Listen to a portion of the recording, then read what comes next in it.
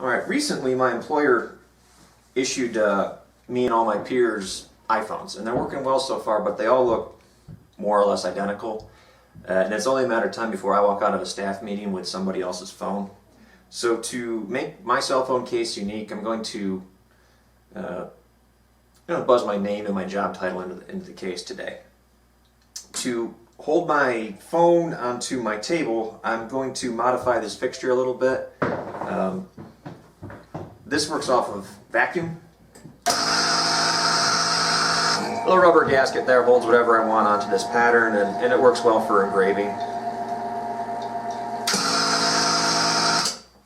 I'm not going to be able to clamp directly to this because there's some contours on the case that won't mate to this surface, but we'll make an adapter and hopefully this will be a success.